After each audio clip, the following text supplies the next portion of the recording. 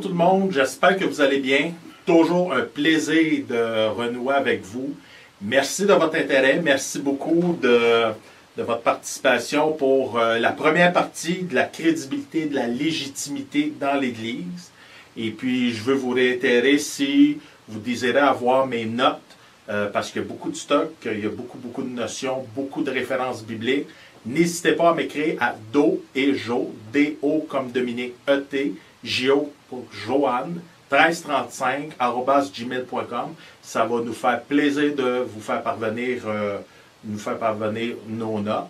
Et puis, si vous voulez nous faire un petit commentaire sur notre nouveau décor, sur notre nouvelle formule, comment vous aimez ça, n'hésitez pas à le faire.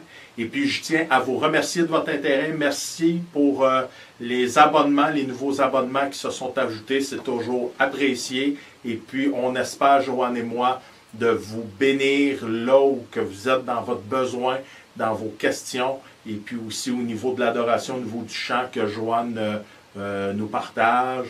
J'espère que ça vous rencontre dans votre cheminement spirituel, dans votre rafraîchissement aussi. Donc, merci encore d'être là et merci de nous suivre. Merci de votre intérêt. Et puis, si aussi vous avez des suggestions de sujets, ben, écrivez-nous. N'hésitez pas à nous écrire à ce sujet-là. Donc, aujourd'hui, sans plus tarder, on va entamer cette deuxième partie de la crédibilité, de la légitimité de l'Église dans notre société. Et puis, la première partie, on a parlé beaucoup de ce qu'il fallait faire, les 4 étapes de la légitimité dans l'Église. Et là, on va plus traiter sur ce qu'il faut éviter afin de préserver notre crédibilité. Donc, les textes bibliques sont les mêmes. Proverbe 22, chapitre 22, verset 1. Proverbe 3, chapitre 3, verset 4. Acte 24, verset 16. Philippiens 2, verset 7. Et Jacques 1, verset 27. Donc, lors de cette première étude portant sur la crédibilité et la légitimité de l'Église, nous avons vu ce qu'est la crédibilité. On a vu les définitions de la crédibilité ainsi que de la légitimité.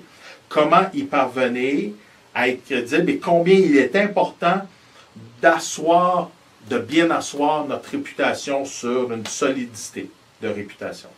À plusieurs niveaux, cela demande du renoncement, des efforts et une dose d'amour et de compassion venant de Dieu lui-même. Parce que ce n'est pas toujours, si on prend de protéger sa langue, de protéger ce qu'on a à dire, de nos paroles, de répandre la vie dans nos paroles, ben c'est pas inné en soi, c'est pas naturel. Donc, ça demande un effort et ça demande une dose d'amour envers ceux avec qui on a des relations.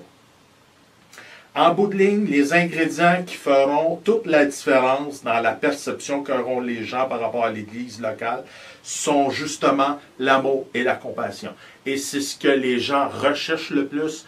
On est là pour donner cet amour-là, pour partager l'amour de Jésus, que Jésus a pour eux, mais aussi qu'on puisse, le message de l'Évangile, qu'on puisse le rendre vivant dans ce que nous offrons à la société, mais aussi dans nos comportements.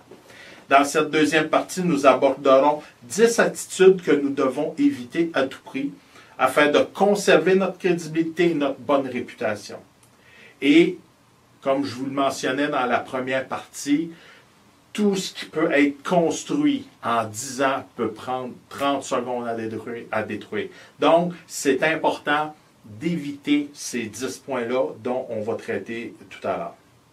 Tout comme la première partie, ces notions peuvent aussi bien s'appliquer à votre vie personnelle, à votre entreprise, à votre organisme, autant qu'à l'Église locale. Donc, les 10 attitudes à éviter afin de conserver une crédibilité. La première attitude à éviter est le négativisme. Vous pouvez lire Psaume chapitre 40, versets 2 et 3. Nous pourrions ici faire le parallèle entre négativisme et le désespoir. Sans être optimistes de manière démesurée ou déconnectée, nous devons demeurer positifs quand nous savons en qui nous mettons notre confiance et notre espérance et que celle-ci est remarquée par les gens. Donc, dans le pire des scénarios, lorsque c'est difficile, ben nous, on sait, on a une direction, on sait en qui qu'on place notre confiance et notre foi. Donc, cela devrait susciter en nous, chez les chrétiens, chez ceux qui ont cette espérance, qui ont goûté à l'espérance et à ce que Dieu fait dans leur vie, on devrait être des porteurs de ce positivisme-là. Pas un positivisme déconnecté, comme je mentionnais, mais un positivisme très pragmatique, qu'à chaque situation négative qui arrive, il y a toujours une possibilité d'amélioration. Derrière chaque crise, il y a toujours une possibilité de se réinventer. Si on prend la pandémie, qui est un événement majeur, qui est venu laisser des traces profondes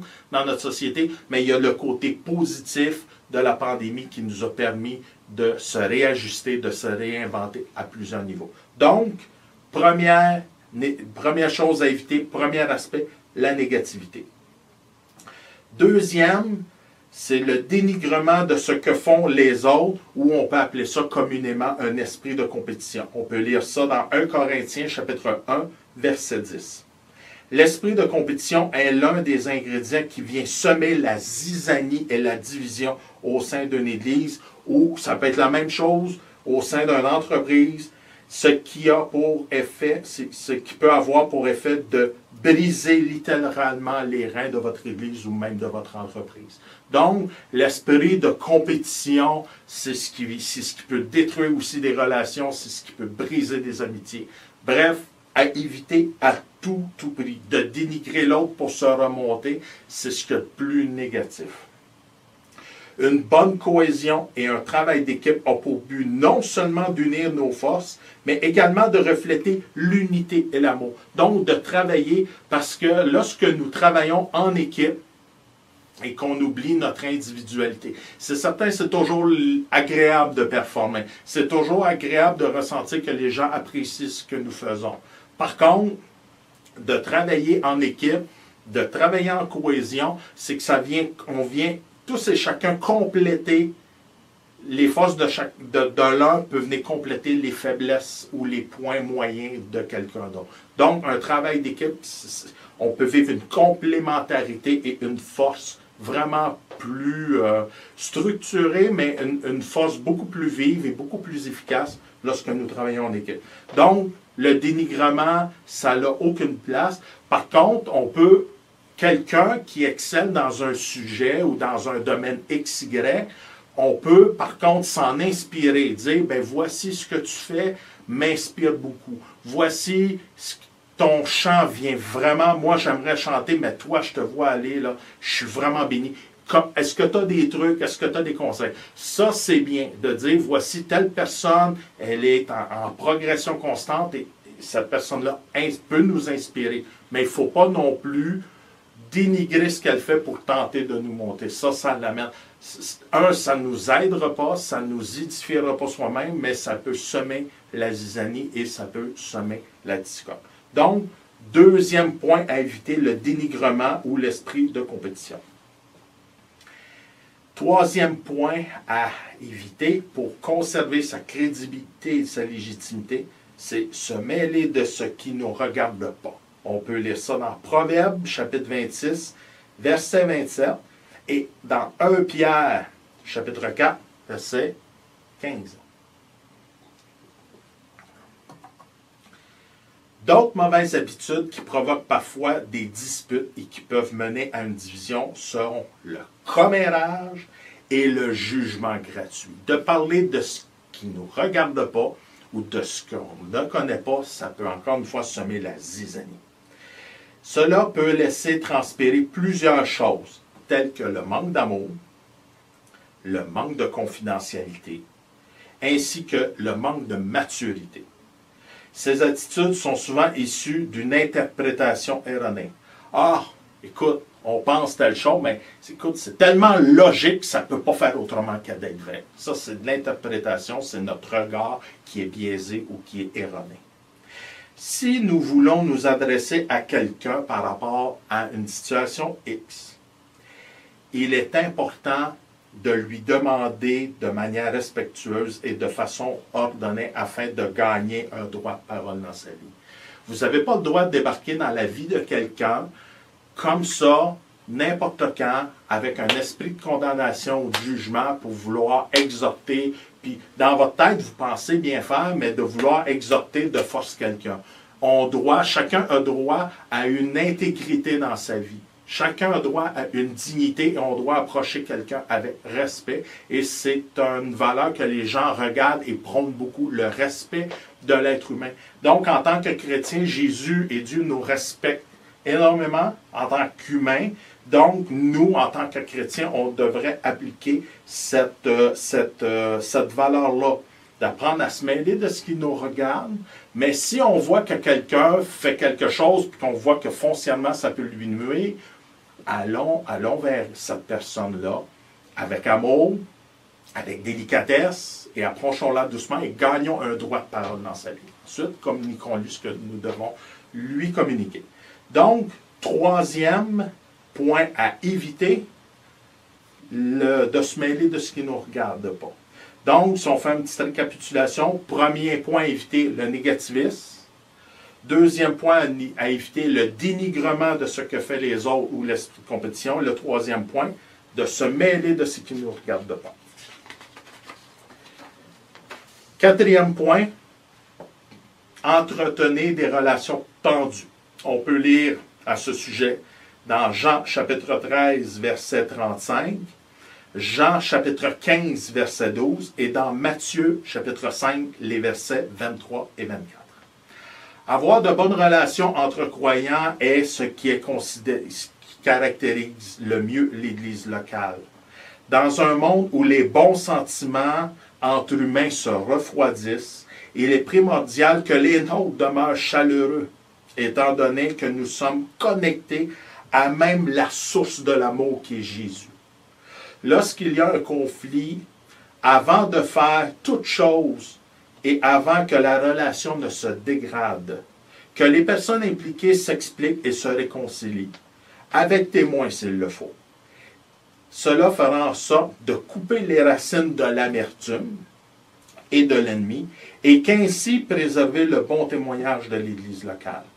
Il ne faut pas oublier, chers amis, que entre chrétiens, nous devons conserver des rapports harmonieux parce que c'est ce que les gens recherchent, des relations authentiques, des relations empreintes de chaleur humaine, empreintes de compassion, empreintes d'amour. Les gens ont et plus les années vont avancer, plus les gens vont en avoir besoin parce que notre monde va tellement vite, on n'est plus habitué à des contacts humains empreints de chaleur humaine et empreint comment dirais-je, empreint de bons sentiments, de véritables.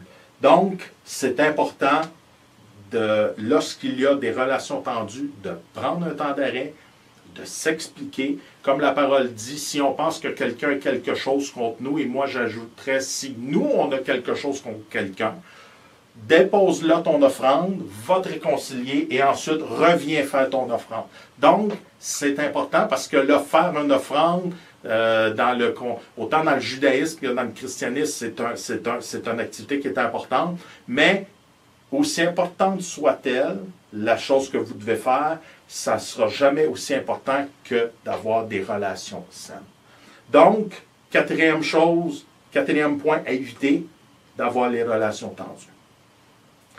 Cinquième point à éviter, j'en ai fusionné deux ensemble, c'est d'être trop émotif et être trop susceptible, de faire preuve de susceptibilité. Au sujet de la susceptibilité, on peut lire dans Proverbes, chapitre 16, verset 32, ainsi que dans Ecclésiaste, chapitre 7, verset 9. Et au sujet des émotions, on peut lire dans Jacques, chapitre 1, verset 6, et dans Proverbes, chapitre 29, verset 11. Il est important ici de faire une distinction entre vivre ses émotions et être émotionnel. L'Église locale étant un poste de secours pour ceux qui cherchent et qui ont besoin d'aide, elle doit accueillir sans condition ceux qui viennent avec leurs souffrances, avec leurs peines, avec leurs soucis. D'autant plus qu'il est nécessaire de vivre et de laisser aller ses émotions afin d'entrer dans un processus de guérison. Donc, si on prend l'exemple d'un veuf ou d'une veuve qui vient de perdre sa femme ou son mari, le conjoint, c'est important de pleurer, de vivre toutes les émotions et d'extérioriser ce que l'on vit. Parce que la première étape d'un processus de guérison, c'est d'extérioriser nos sentiments, de parler de ce que nous vivons, de laisser aller notre peine, que ce soit de rire, de pleurer. Il faut que les émotions sortent pour que la guérison puisse prendre place et faire son effet. Donc, ici, on parle de vivre ces émotions. Et c'est important dans l'Église locale d'accueillir quelqu'un qui vit ces émotions. Ceci dit, que ce soit au niveau personnel, au niveau professionnel ou au niveau de l'Église, si nous voulons être crédibles et aller dans la bonne direction, nous devons prendre des décisions de bonnes résolutions, des bonnes décisions et de bonnes résolutions. Cela implique de s'arrêter, de prendre un temps de prière, de réfléchir, de consulter pour des conseils. En ces circonstances, nous nous devons de conserver une bonne disposition de cœur et mental. Donc, je vous donne un exemple que quelqu'un va prendre une décision émotionnelle. Je vous donne un exemple. Quelqu'un vient, un ouvrier qui vient d'un autre pays dans votre église, vient apporter un enseignement et puis, sur un coup de cœur, vous allez faire une offrande puis c'est pas réfléchi. Oui, ça peut être inspiré de Dieu, mais je vous dirais, regardez, lorsque nous prenons une décision, que ce soit de faire un don, mais il faut que vous le fassiez en paix, il faut que le Saint-Esprit vous dirige à faire quelque chose. Donc, il faut que ce soit désordonné, de façon ordonnée, il ne faut pas que ce soit désordonné. Mais, ça doit être dans toutes les situations de votre vie. Dieu nous bénit, mais nous devons prendre des bonnes décisions pour être de bons intendants et ainsi gagner le respect de nos contemporains, d'être crédibles, d'être dignes de confiance. Donc, si on prend des décisions sur des coups d'émotion, ben c'est souvent un feu de paille qui va s'éteindre. Donc, ce ne sont pas des décisions durables, ce ne sont pas des décisions sages. Donc, c'est important de ne pas être trop émotif et non plus d'être susceptible, de se fâcher à rien. Donc, c'est important, encore une fois, le contrôle de soi est très, très, très important. Et comme la parole dit, si on a besoin de sagesse, on n'a qu'à la demander à notre Papa Céleste. Donc, 5e point à éviter, c'est d'être trop émotif et d'être susceptible.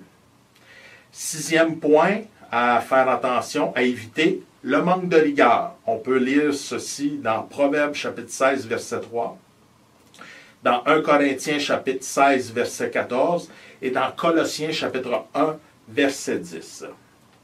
En tant que chrétien,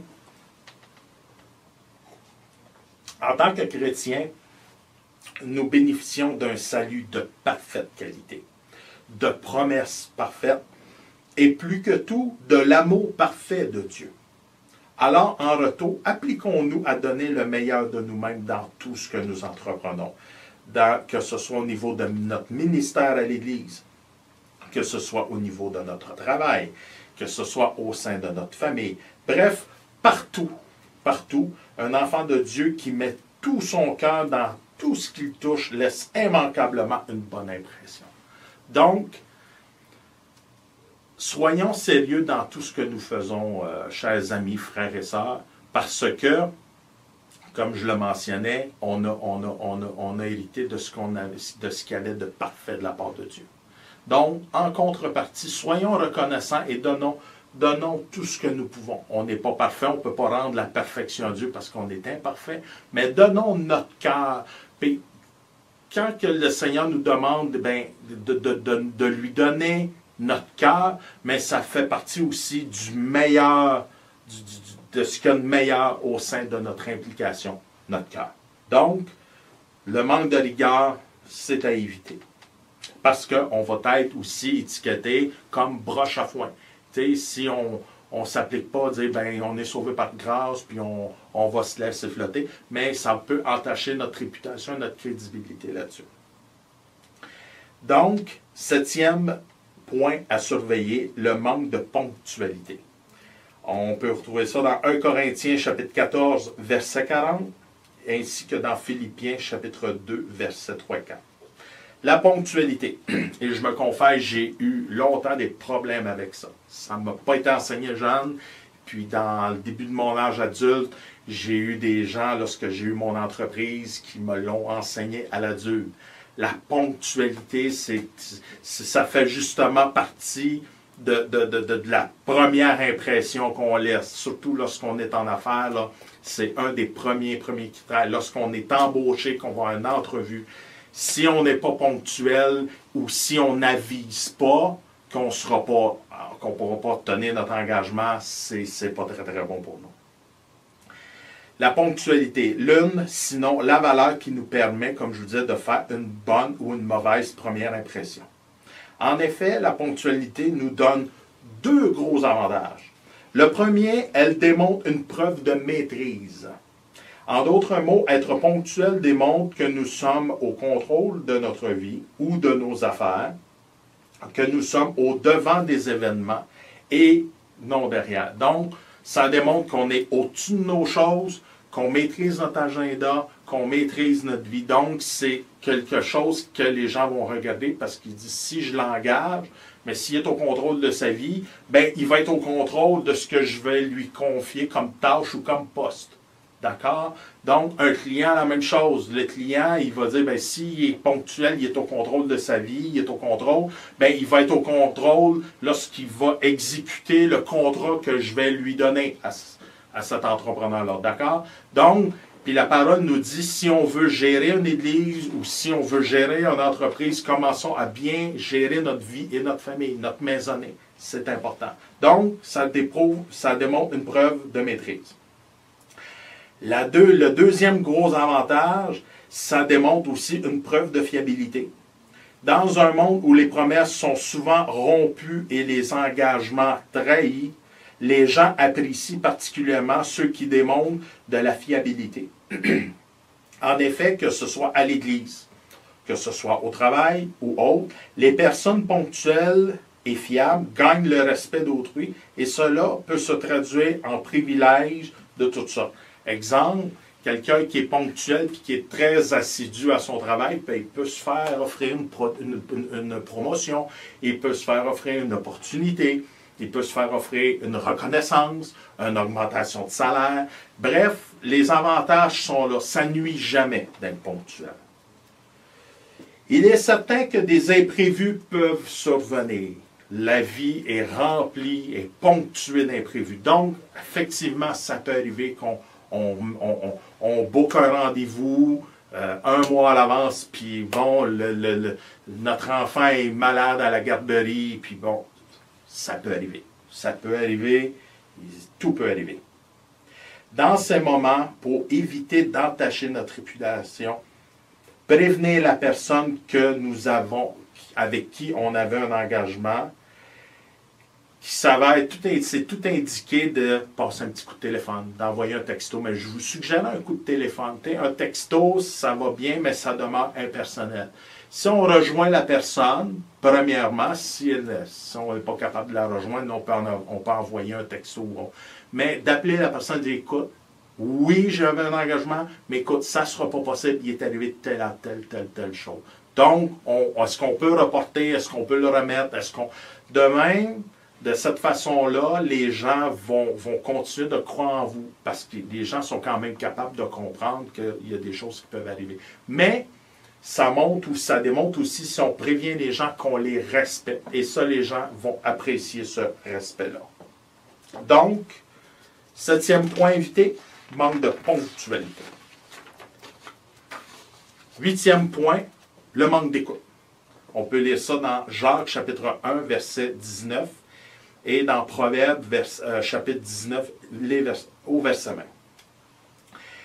L'écoute, cette source inépuisable de connaissances, autant au niveau des relations humaines qu'au niveau du bagage personnel.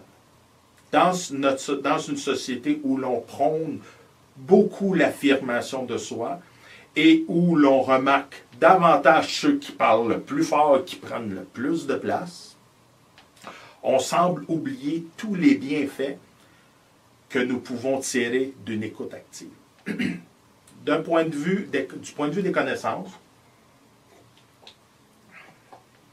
savoir écouter les bonnes personnes et de mettre en pratique les conseils issus de cette écoute nous permet, en tant qu'Église et en tant qu'individu, d'être plus efficace dans tout ce que nous faisons, d'éviter beaucoup d'erreurs et qu'ainsi cheminer vers une vie épanouie et fructueuse, ce qui nous procure une image de rigueur. Donc, comme on dit en bon québécois, d'apprendre des vieux routiers, d'écouter ceux qui ont le vécu, qui ont passé devant nous, d'écouter. Moi, j'ai fait telle erreur, mais toi, fais attention pour ne pas faire la même erreur parce que ça peut te faire mal. Ce sont des conseils qui valent de l'or. Vraiment, là, ça peut nous sauver des soucis, ça peut nous sauver des coûts financiers, ça peut nous sauver des efforts et du dur là-bas. Donc, l'écoute, et même la parole de Dieu nous enseigne que le sot est toujours prompt à parler, mais le sage est prompt à écouter. Et c'est pas pour rien que dans Proverbe, on en parle beaucoup, beaucoup de l'écoute. Du point de vue des relations humaines, l'écoute est la clé qui permettra non seulement l'établissement de nouvelles relations, mais aussi la transformation et la restauration des relations existantes. Écouter quelqu'un, ça signifie lui accorder de l'attention et de l'importance, le désir de le ou la connaître davantage, de lui démontrer de l'amour. Donc, d'écouter quelqu'un, son vécu, d'écouter ce qu'il a à dire, d'écouter ce qu'il vit, c'est la principale porte d'entrée vers un droit d'accès. On parlait tout à l'heure d'un droit d'accès lorsqu'on veut s'adresser à quelqu'un, puis tout en étant de manière ordonnée et respectueuse, mais l'écoute, là, c'est la plus belle porte d'accès pour entrer dans la vie de quelqu'un et de gagner un droit de parole dans la vie de quelqu'un. Et donc, de lui présenter l'Évangile, de lui présenter qui est l'Église, de l'inviter à l'Église, mais il faut d'abord écouter pour se mettre sur le terrain de quelqu'un d'autre. Donc, le manque d'écoute à éviter, autant au niveau, si on veut gagner des connaissances et du bagage, et autant au niveau des relations humaines. On doit écouter les autres. 9e et avant-dernier point à faire attention, c'est ne pas respecter ses engagements. On peut lire ça dans Matthieu 5, verset 37. On peut lire ça aussi dans Jacques, chapitre 5, verset 12. Dans Nombre 30, verset 33. Et dans Deutéronome, chapitre 23, verset 21. Vous vous souvenez ou avez certainement, pour les plus jeunes, entendu parler de l'époque où qu'une poignée de main. Quand on donnait une poignée de main à quelqu'un et qu'on le regardait dans les yeux, là, ça avait la valeur d'un contrat. La poignée de main, là, c'était le sceau d'un engagement entre deux personnes. Mais c'est ça, on voyait que ça, lorsqu'on donnait notre parole, à quel point ça avait de la valeur. Malheureusement, cette valeur a beaucoup disparu. La poignée de main d'aujourd'hui de quelqu'un, ça ne veut pas dire que c'est un engagement, c'est plus une garantie comme ça l'a été. D'un point de vue biblique, le fait de respecter sa parole est issu du 9e commandement qui stipule la défense de faire un faux témoignage.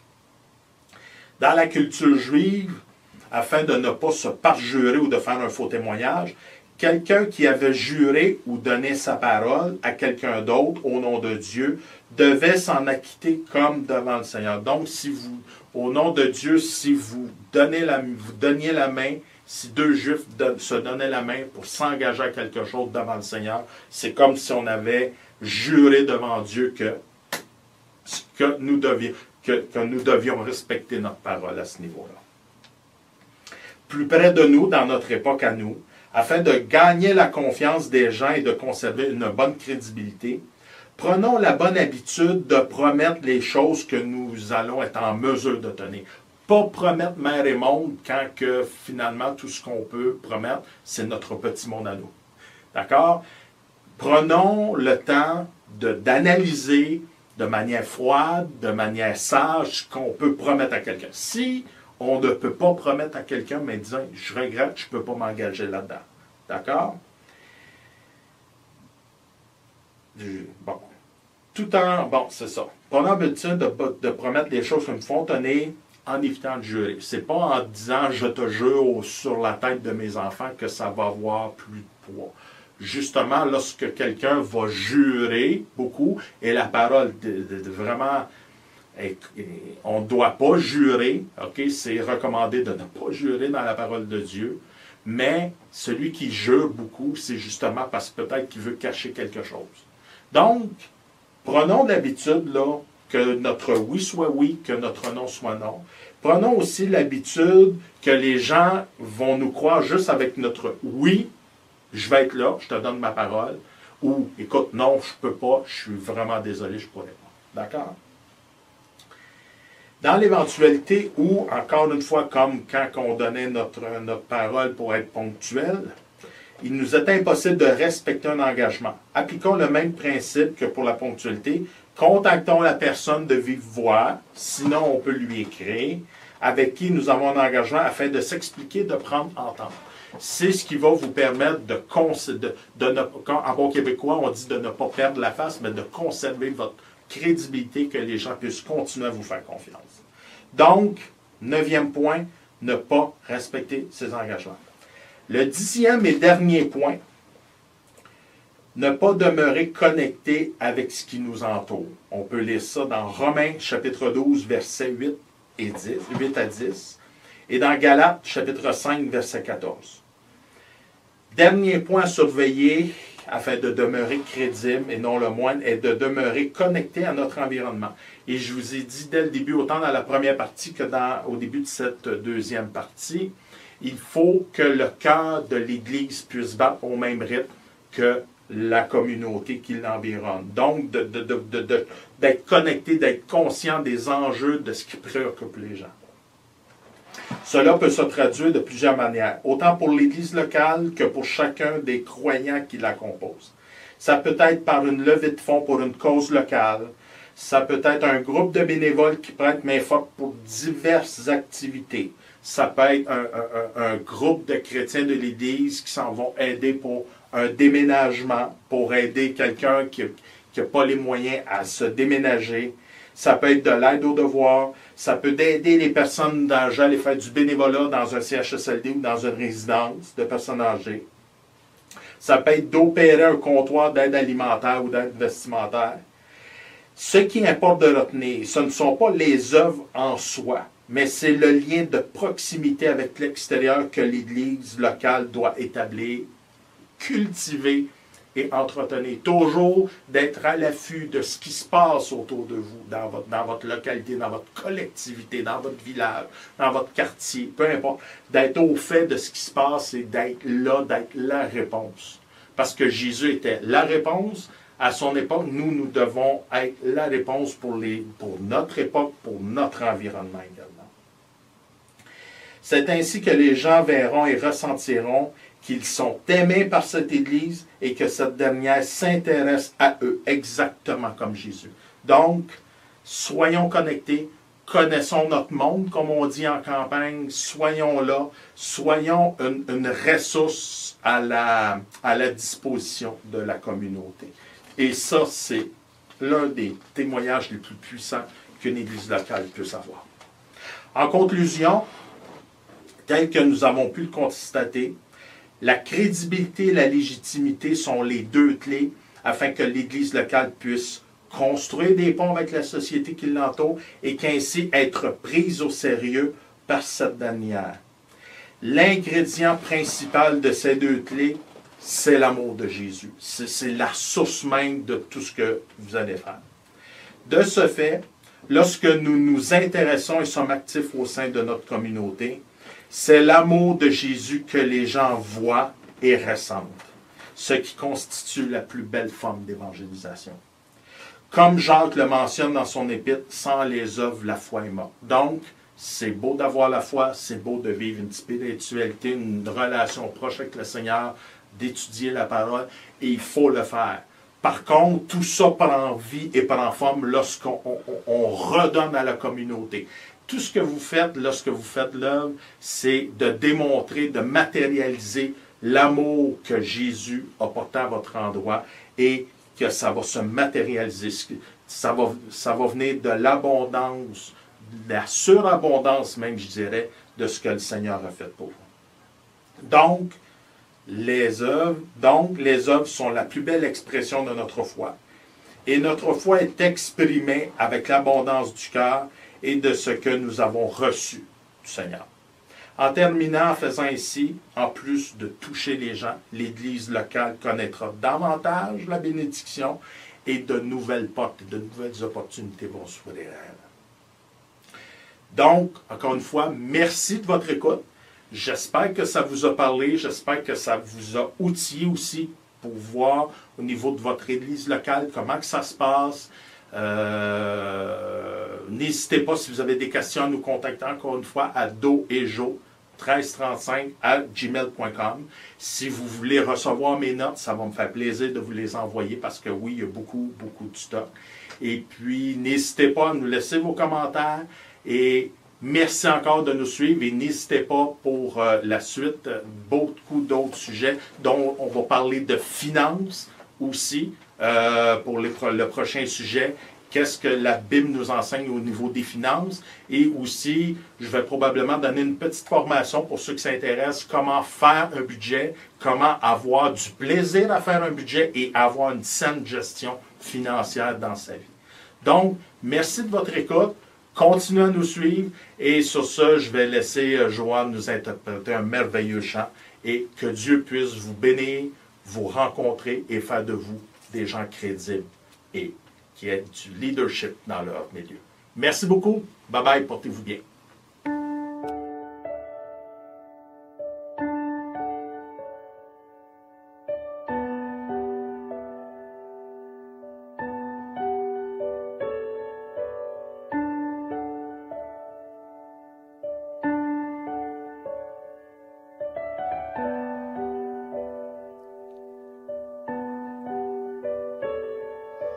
Je te prie et tu entends ma voix.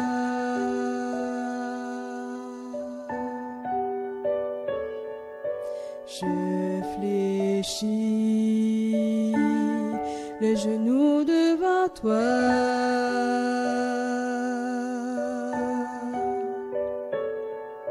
J'ai besoin que tu traces un nouveau chemin. Tant besoin que tu sois mon puissant soutien. Tu es ma source, tu es mon bien. Quand je me perds, je prends ma main. Tu me relèves de la poussière dans le désert. Tu me diriges vers ta lumière, Seigneur. Tu es mon Père, tu restes Dieu dans mon désert.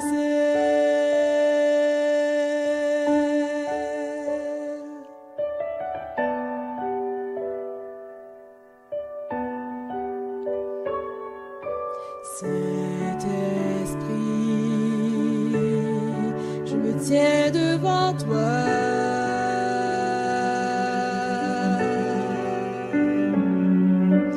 À l'abri, dans le creux de tes bras. J'ai besoin de ton feu.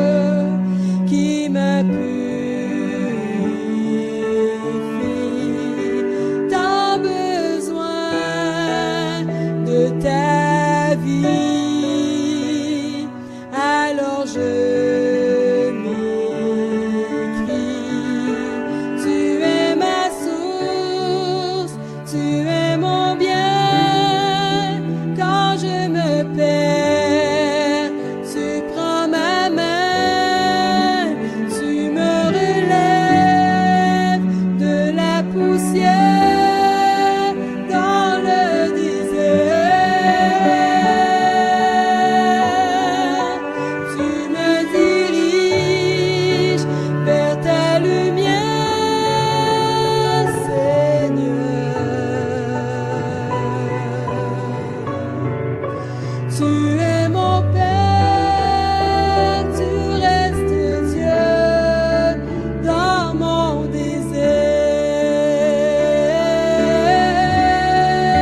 désert. Rien ne me séparera de ton amour. Alpha, Oméga, tu règneras toujours. Oh, rien ne me séparera de ton amour. Alpha, Oméga, tu règneras toujours. Oh,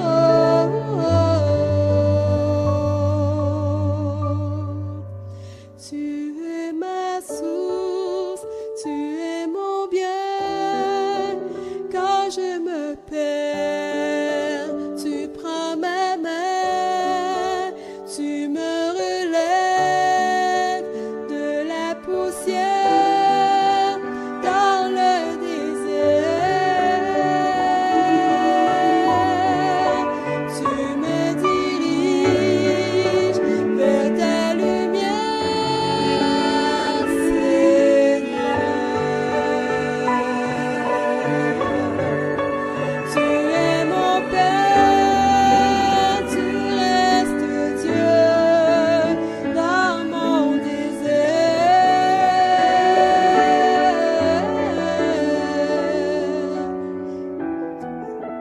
Tu restes Dieu.